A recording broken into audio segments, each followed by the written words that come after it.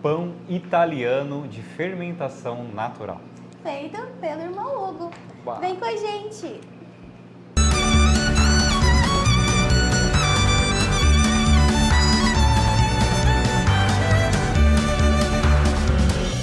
Sejam bem-vindos ao Cozinhando com a Dominus. Para quem não me conhece, eu sou a irmã Camila e este é o irmão Hugo. Muito bem, gente! E no dia de hoje, nesse quadro, nós vamos fazer um pão italiano com fermentação natural. Para quem conhece a comunidade, sabe que o irmão Hugo ficou responsável pela padaria por muitos anos e, sinceramente, ele arrasa nos pães que ele faz. Ficam uma delícia. E de umas receitas bem famosas que ele faz aqui pra gente nos nossos cafés da manhã, café da tarde, é esse pão italiano, feito na panela de ferro e ainda com a fermentação natural. Ele mesmo faz ali o processo de fermentação e vai desenvolvendo naturalmente. Então fica uma delícia. Para começar o nosso programa, queria que o irmão Hugo se apresentasse, falasse quanto tempo de comunidade que ele está aqui. Enfim, o que ele faz aqui na comunidade. Muito bem, povo de Deus. Então, tenho 30 anos, sou consagrado da comunidade já há um pouco mais de 2 anos, né? Então, juntando o tempo de preparação com a consagração, já estamos indo aí para 8 anos praticamente, daqui a poucos meses, né? Então vamos lá, pão italiano de fermentação natural. Eu fiquei na comunidade responsável pela padaria, eu acredito que por um período de uns 4 anos. Com pouco tempo que eu entrei, comecei já a trabalhar na padaria também. E aí eu procurei dando umas especializadas por fora também, né? Além do que a gente já faz. Não fazemos esse pão para vender exatamente porque ele é bem trabalhoso. Então, fazendo uma escala grande não dá. Mas para casa, em festas, eu costumo fazer esse pão. Já peço perdão para os italianos, porque com toda certeza o processo que eu vou seguir, ele não é o processo que os italianos fazem, tá? De várias dobras, não. É uma coisa mais simples, exatamente para a gente conseguir pelo menos comer algo próximo. Mais tá adaptado, bom? Né? Para seguir um pouco o nosso ritmo, tá certo? Que não é muito fácil. Muito bem, irmão. Eu acho que para começar, como que faz esse processo de fermentação natural?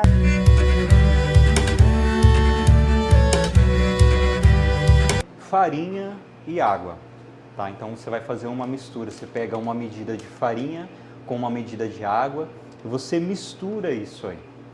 A partir do momento que você fez essa mistura, vamos começar com algo pequeno, né? Então, sei lá, você coloca uma colher de sopa de farinha e uma colher de sopa de água.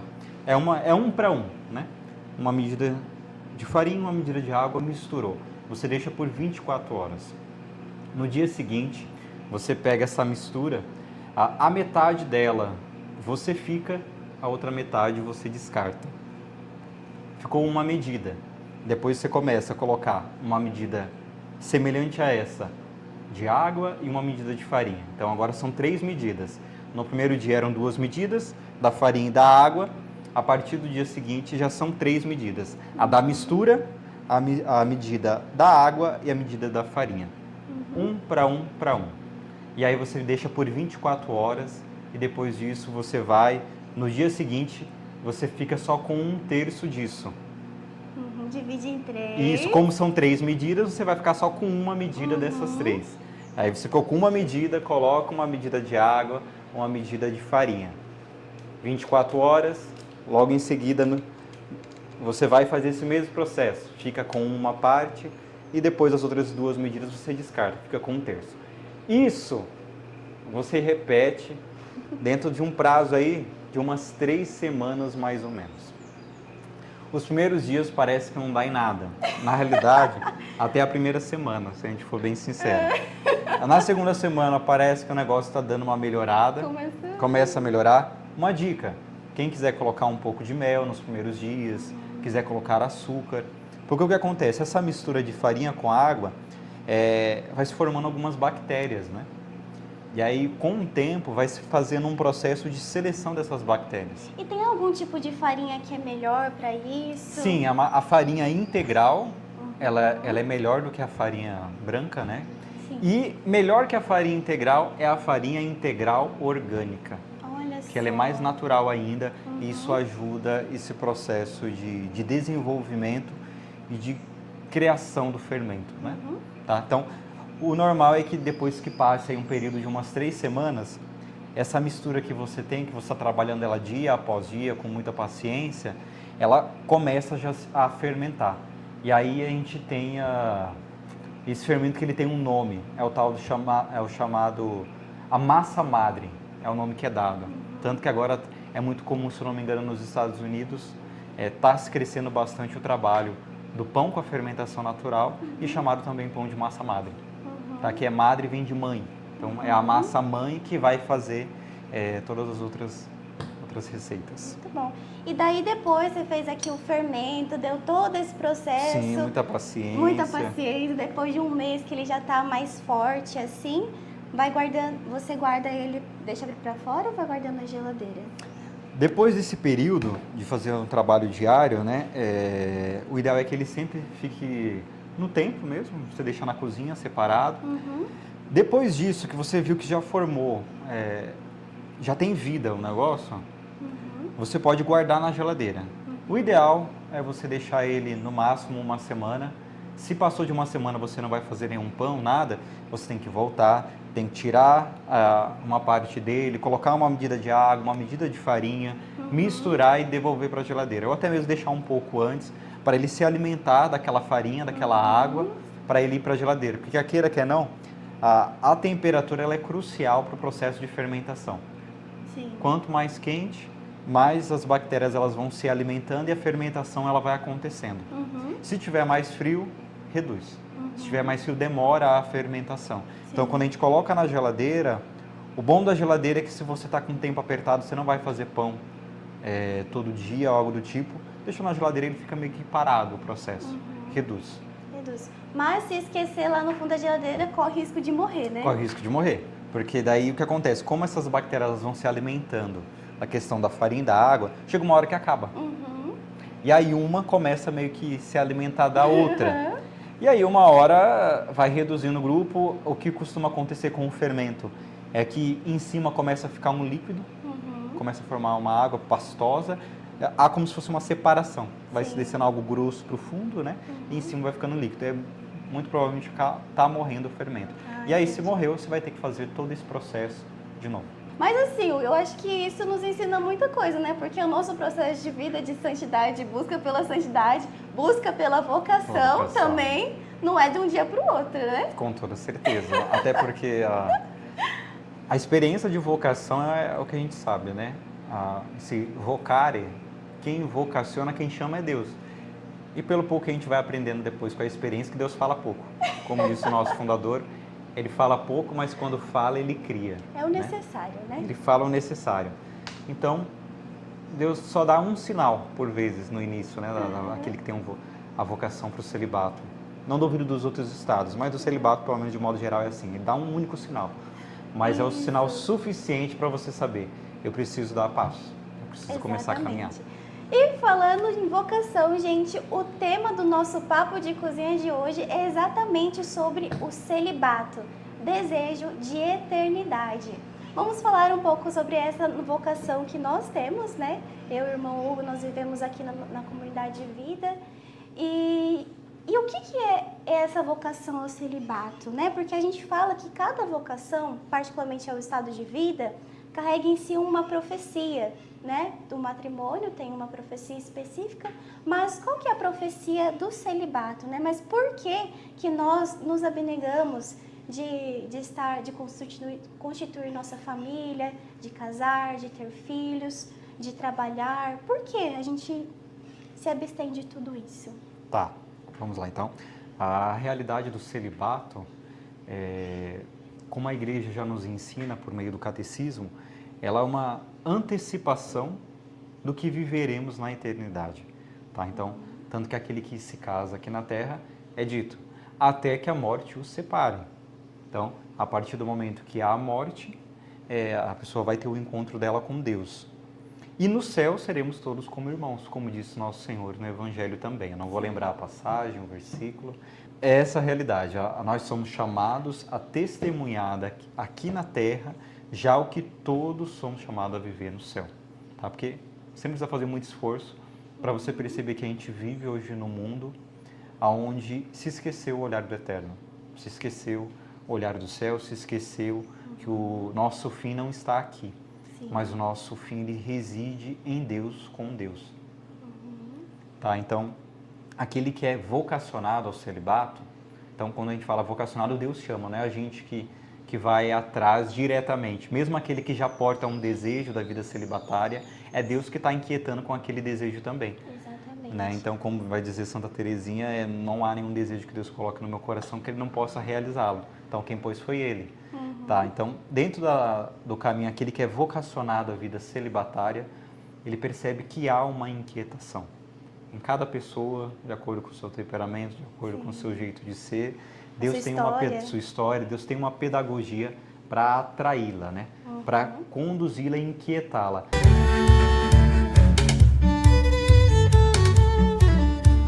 A partir do momento que o fermento ele ficou na geladeira, ele vai perdendo aquela força de ação dele. Então, ficou na geladeira, fica mais frio, as bactérias não se alimentam tanto. Sim. Você tirou, ele vai estar fraco. Então, antes de você fazer a sua receita, você precisa começar a alimentar ele antes. Então, o preparo do pão de fermentação natural, para aquele que deixa o fermento guardado, que não faz pão todo dia, ele precisa ter essa preparação. Então, eu quero fazer... Você tem que já ver lá na frente, eu quero fazer pão na sexta-feira. Então, um dia antes, 2 dias antes, dependendo, se pode 2 dias, melhor.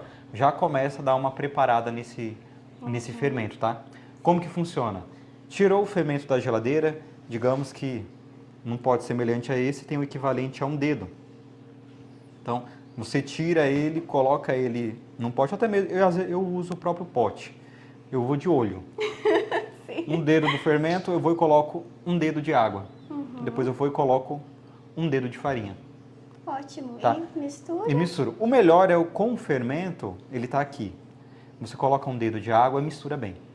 Deixa a coisa dar uma misturada boa. E depois vem com a farinha. Isso, depois vem com a farinha, porque senão começa a empastar, porque é difícil no pote você conseguir fazer. Então, depois que deu essas 3 medidas, você misturou bem, ponto.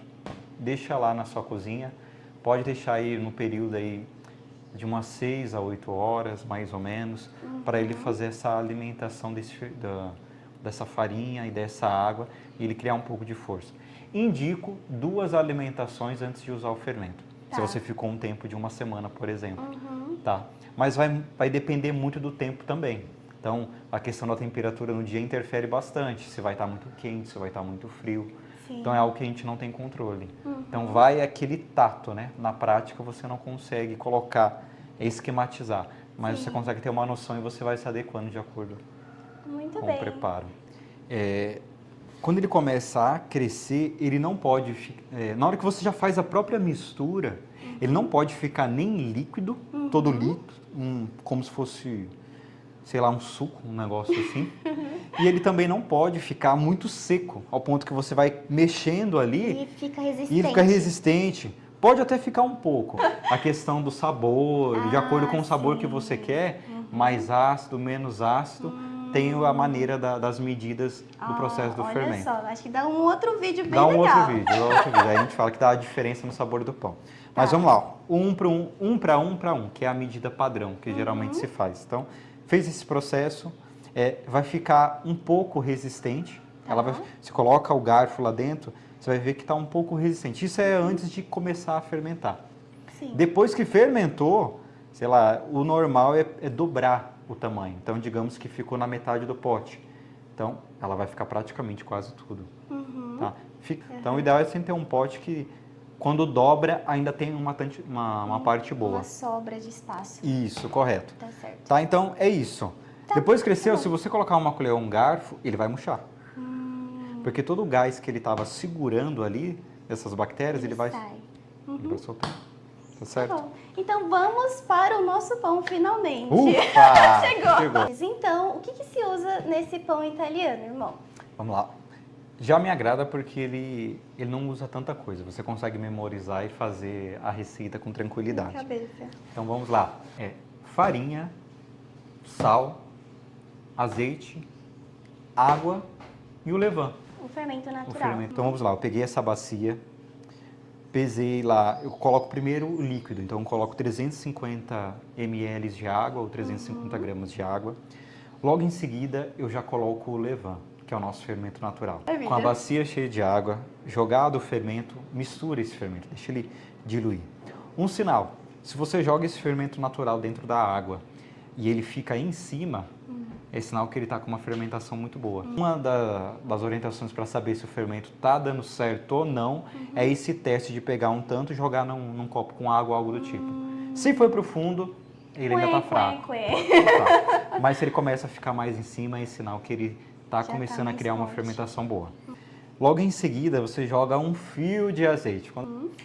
E aí, logo em seguida, eu já joguei a farinha. Tá. Então, nessa mistura com água, eu joguei as 500 gramas de farinha. Jogada 500 gramas, você vai misturando. Misturando, misturando, misturando. Mais ou menos na metade do processo, eu joguei o sal. O sal, para essa quantidade, eu peguei uma colher de sopa rasa e joguei. Fiz aquela mistura, só misturei para poder soltar da própria bacia. Soltou da bacia, tampa. E aí ele vai ficar um tempo agindo para trabalhar a massa melhor, porque daí começa a desenvolver o glúten. Vou deixar ali, geralmente eu deixo o tempo de umas 2 horas, mais ou menos. Então, ótimo, gente. Deixa a massa ali descansando e vamos voltar para o nosso assunto vocacional.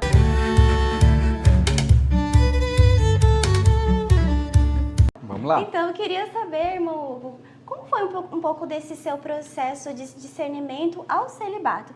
Ainda quando evangélico, naturalmente nunca nem passou pela minha cabeça a vivência da vida celibatária. Sim. Tanto que a primeira vez que eu vi um religioso, um amigo meu me levou, você sabe da história, ele me levou no congresso da renovação.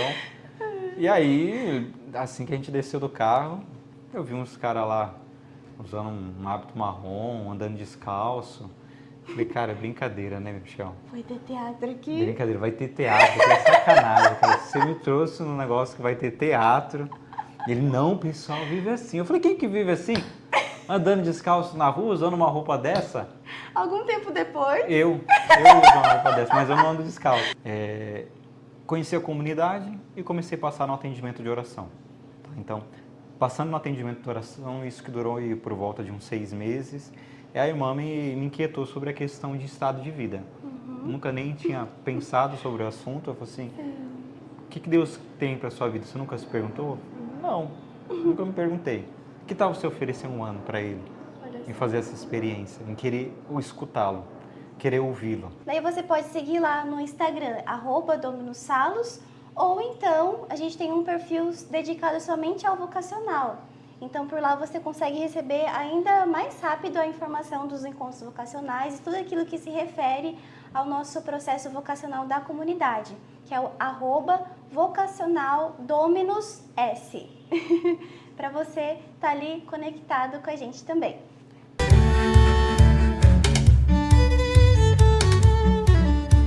A massa, depois que ela cresceu, eu coloco ela numa tábua e começo a abri-la. Para soltá-la, eu vou jogando um pouco de farinha. Tá. Porque, queira ou não, ela cresce um pouquinho, ela acaba meio um pouco grudando na mão. Então, a farinha, ela ajuda nesse processo. Sim. Tirei, joguei na tábua, começo a abri-la. Ela vai estar, no caso, vai depender muito de como está o fermento. Quanto mais ele agiu, melhor. Então, ela vai ficando bem macia para trabalhar e eu conseguir abrir ela. Abri ela, começa o processo das dobras, como vai aparecer no vídeo. E aí eu enrolo ela. Depois que eu enrolei ela, vou pegar um pote, né? Sim. Com tampa. Dentro desse pote eu coloco essa massa lá dentro, tá bom? Nesse processo de guardar, é bom sempre ter um plástico. Porque mais pra frente vocês entenderão a importância, como ele vai ajudar nesse processo. Então, você colocou o plástico dentro desse recipiente, colocou o pão ali enroladinho, tampou. Depois que tampou, deixa na sua cozinha, separado lá. Vai depender. O ideal é assim, a regra, de modo geral, é dobrar o tamanho. Tá? Então, coloca um pote já pensando que eu preciso que isso aqui dobre. Assar logo depois que fez esse processo? Ou precisa esperar mais um pouco? Pode assar. Pode Você assar. pode assar logo em seguida. Tá. Você pode já assar ele, aproveitar que está ali. Ou você pode guardar na geladeira e assar no momento que você quiser. Tá? Tá Geralmente, indica-se para que se deixe na geladeira período de 12 horas, período de 24 horas. Agora, quando você coloca na geladeira, essas outras bactérias, fora essas responsáveis pelo crescimento do pão, elas começam a se desenvolver e elas dão mais sabor para o pão também. Toda parte é importante, claro que o centro é o fermento, mas isso aqui está um diferencial do pão de fermentação natural. Ele é feito em panela de ferro, de modo geral, eu não sei se dá para fazer, provavelmente dê para fazer em outro material, mas geralmente se faz em panela de ferro. Então vamos lá, você pegou essa panela de ferro com tampa, você coloca ela no forno. Colocou ela no forno, é verdade. Colocou ela no forno, você pega o forno, liga a uma temperatura aí de uns 230 graus, tá? Deixa ela lá dentro, deixa por um período de uns 20 minutos. Tem que pré-aquecer a panela, então, gente. Isso, é a panela que é pré-aquecida, então deixa lá nesse período de 20 minutos. Nesse tempo, você pode estar tirando o pão da geladeira. Tá. Aí você já consegue ver, é para ele estar bem macio em cima, você já vai ter uma noção, vai ver onde vai ter mais dificuldade. E aí você pode ir já jogando um pouco de farinha nas laterais também, para facilitar na hora de levantar esse pão de dentro desse recipiente, tá? Passado esses 20 minutos, você tira essa panela de dentro do forno. E o fundo dessa panela, a gente já começa a jogar farinha nele, tá? Dentro dessa. Com essa massa dentro da panela, vem um outro toque também. Eu pego e jogo farinha por cima dessa massa. Depois de ter jogado a farinha por cima dessa massa, ficou branquinho em cima, eu venho com uma gilete e faço um desenho, porque na hora que assa, ele dá uma crescida. Esse crescer vai fazer abrir também, vai fazer como que um rasgo no pão. Sim. Esse é um dos charmes do pão de fermentação natural, você perceber que ele abriu e rasgou, tá? Pode ser que ele, sem você fazer esse corte, ele rasgue também, mas é indicado fazer esse corte. Feito esse processo, colocou o pão, jogou a farinha, fez o corte, tampa, manda pro forno. Colocou no forno. Quanto tempo? Deixa o tempo aí de uns 20 minutos, tá? Tempo de uns 20 minutos, o forno no máximo ali uns 230, se quiser pôr até um pouco mais, 240, 250, já coloquei, deu certo também. Então deixa o máximo que pode, deixou tampado, deixa lá dentro, assando. Passado esse tempo de 20 minutos, você precisa tirar a tampa do pão. Então, o pão ele já... Por quê? Uma boa pergunta. Eu sei que ajuda exatamente para você, eu acredito que principalmente para você acompanhar esse processo de dourar o pão. Ah, sim. Tá? Porque senão eu sei que o tempo normal é o tempo de uns 20 minutos para ele poder crescer o máximo que ele pode e rasgar. Depois que você tirou a tampa, ele vai dourando o pão. Então, é 20 minutos com ele tampado, assando. Tirou a tampa, o tempo também é 20 minutos. O nosso forno, como ele é elétrico, ele tende a ser melhor. Sim. Ele não vai ter essas diferenças de temperatura. Então, às vezes eu deixo 15 minutos, já teve vezes de eu deixar 10, que para mim já deu tempo. Ele esquenta muito rápido. Já esquenta muito rápido, esquenta bem. Então, vai muito do tato. Você pode fazer no forno elétrico, como você pode fazer no forno residencial, normal, né, que usa gás. Outra dica também, a panela precisa ter uma sobra boa, assim. Não precisa nem ser aquela coisa absurda, mas também não dá para ficar muito o tamanho da massa, o tamanho da panela. Porque na hora que você for tirar, você vai ter muita dificuldade. Porque a massa ela cresce um pouco. Sim. E se ela ficar colando na lateral, é trabalho. É trabalho. Na hora que você vai tentar tirar, como a lateral não fica a farinha, nossa, dá muito trabalho. Já aconteceu isso comigo. Então, eu aprendi a colocar na panela maior. Muito bem, gente. Então, para encerrar aqui o nosso episódio de hoje, queria que vocês comentassem aqui se vocês já experimentaram esse pão ou se nunca viram, não estão acostumados a comer. E comenta aqui embaixo se você quer tentar fazer essa receita. Se vocês fizerem, posta lá nas redes sociais e coloca lá a hashtag Cozinhando com a Dominus, que a gente também quer saber se vocês estão testando essas receitas que a gente está passando aqui para vocês. Além disso, deixa o seu like aqui embaixo e compartilhe esse vídeo para que mais pessoas também possam alcançar. Aliás, gente, um segredinho. aquele amigo, aquela amiga que você sabe que tá, assim, querendo, buscando vocação, mas tá com um pouco de medo, tá com um pouco de receio, você manda assim, olha, uma receita de pão pra você, dá uma olhada nesse vídeo, de repente, ó, conversa sobre vocação. Pão, Tá conduzindo a vocação. Daí você vai procurar o testemunho vocacional da pessoa e fala, então, eu fui assistir um vídeo de pão, de repente, e descobri que eu sou vocacional no celibato. Olha que maravilha. Encontrei com um crente lá gravando o vídeo. Um crente, um ex-crente.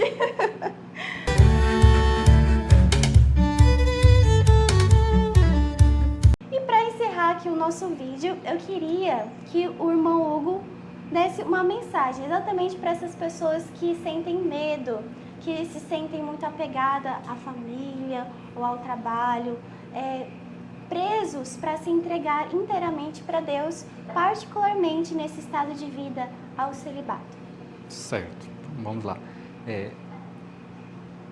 Como dizia no início do vídeo, né, o celibato, quem chama é Deus, né? A própria palavra vocação, ela indica isso, que é alguém que voca, e é Deus quem chama.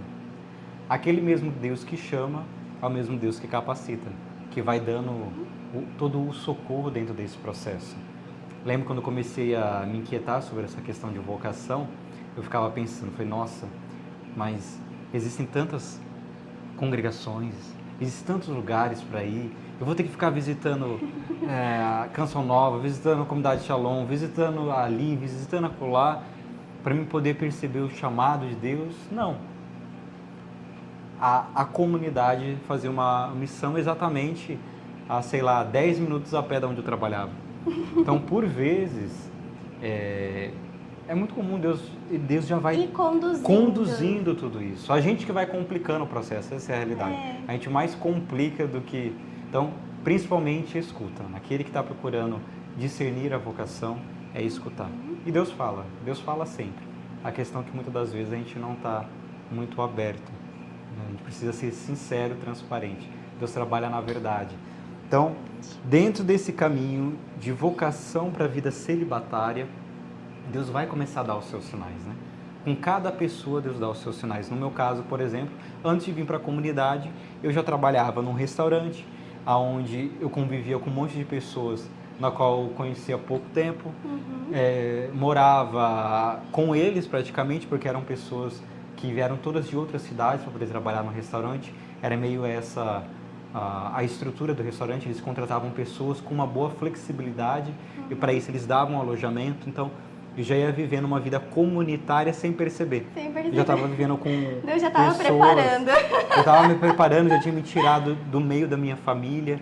A comunidade já estava ali perto, já estava tendo essa certa sintonia.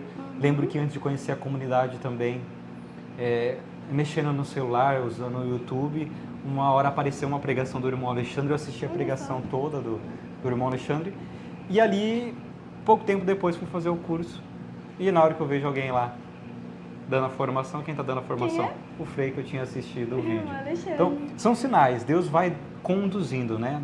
Na realidade, a coisa ela é mais simples do que parece. Então, o nosso maior trabalho é esse trabalho de querer escutar, mais do que querer falar, ou até mesmo pensar que você precisa estar capacitado. Na prática, a gente não tá. Não tá. Não tá capacitado. A escolha dos apóstolos, a gente já vê isso, né? Exatamente. Tantos doutores da lei, tanta gente estudada, tanta gente inteligente, escolhe pescador, escolhe ladrão, escolhe cobrador de impostos, tá? Então, aquele que é chamado à vida celibatária, vou dar uma dica também, às vezes fica isso na cabeça, porque eu vivi uma vida bagunçada, vivi uma vida toda desordenada, então nunca que eu vou poder ser chamado à experiência do celibato, ser padre, ser freira, ser irmão. Não. Nada disso. Para Deus não tem isso. O que mais importa é saber, tá? Ele me chama. Então, se Ele chama, Ele vai capacitar, Ele vai dar um meio, tá? Deus é muito simples.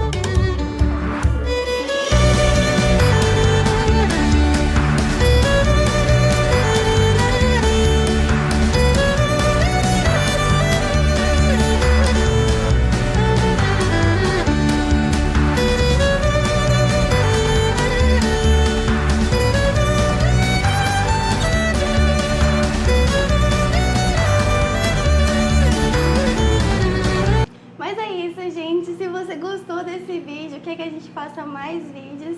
Deixa aqui nos comentários, curta, compartilhe esse vídeo para que chegue o máximo de pessoas que nós conseguirmos. E continua nos seguindo por aqui, se inscrevendo no nosso canal. Até a próxima! Até a próxima. Tchau, tchau, gente.